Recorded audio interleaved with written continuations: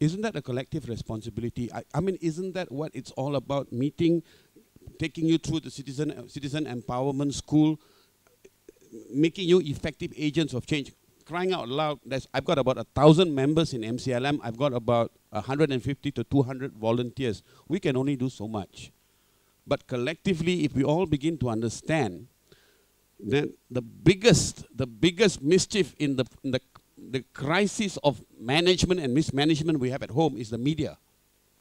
Because, you know, Ibrahim Ali can make racist statements in PWTC. Who carries it into the homes of the Malays? It's Utusan. It's Berita, it's RTM, it's TV3. So we are fighting a media battle. But if everyone's going to say, new kid in town, MCLM, so I can sit back home, go to the pub, la-di-da, don't have to do anything, we're not going to get anywhere. We're out here trying to wake people up to say collectively, we can take this message of change into the hinterland. And you know, just in case you think the urban opposition held seats are safe, don't be too sure. You know, when Pat was speaking at an SABM dinner, if you remember that, there was a gentleman who was the first to ask questions in Q&A, and he asked several questions. Later he engaged me, and he told me this. He was talking about PJ Utara, and how PJ Utara is safe because it's an opposition seat. And I said, look, if everyone who is pro-opposition thought like you, BN will take the seat because no one's coming out to vote.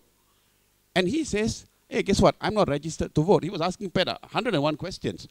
But that's my point. You know, this notion of, oh, those seats are safe, that we need to focus on. Wrong. A seat that is held needs to be guarded, needs to be secured, even as we plan to assault the BN held seats. Answer your question, it's not MCLM's job alone. We are reaching out to the Raya to say, Bangkit, let's do it together. But one is that I made an allegation against Rosma Manso. And because I made that allegation against Rosma Manso, I therefore should be charged and sent to jail.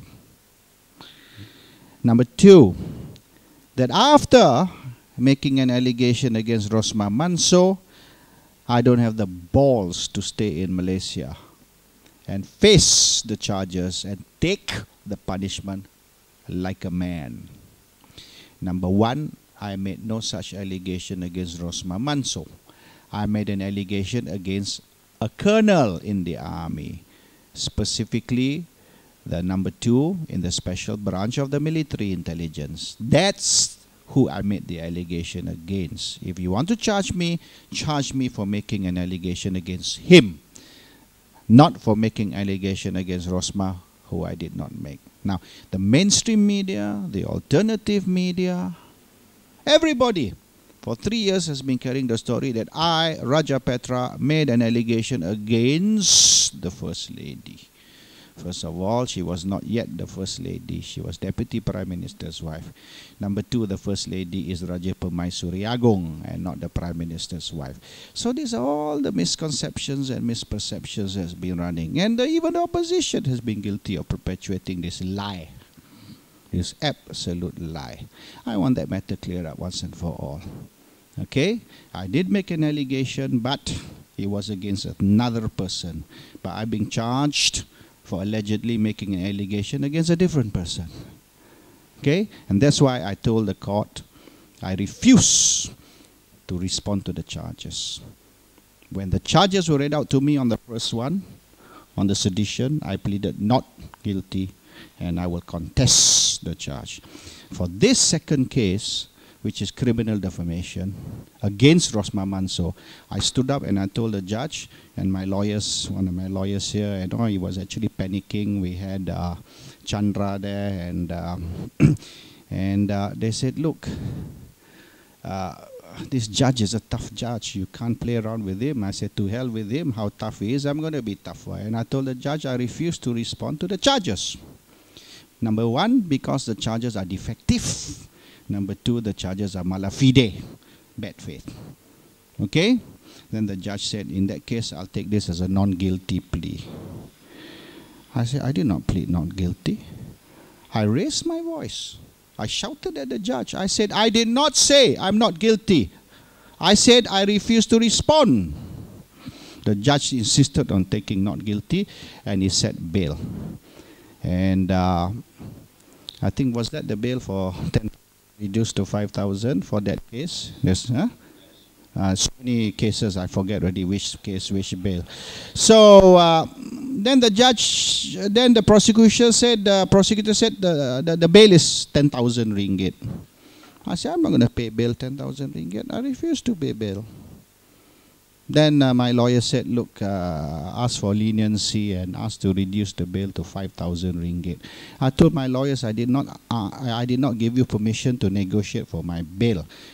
All I said is I refuse to pay bail. I didn't say negotiate. So I told the judge, look, I'm sacking my lawyers. And Sam said, this is the first time in the history of 30 years practice I've ever been sacked in open court. I said, I sack my lawyers, Your Honor. I'm telling you, I refuse to pay bail. So he said, okay, hold on. So he called the prosecutor and he called the defense lawyers into his chambers and said, how? So the prosecutor said, this bugger, very stubborn one, very hard. So at the end, he said, okay, sambung case.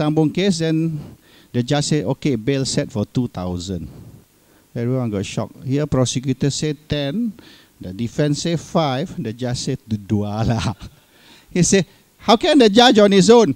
I said, no, even 2 ringgit, I'm not going to pay. Don't talk 2,000. And I walked off.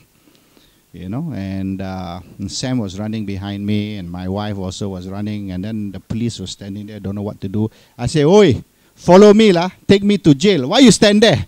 So the police also ran after me, don't know what to do.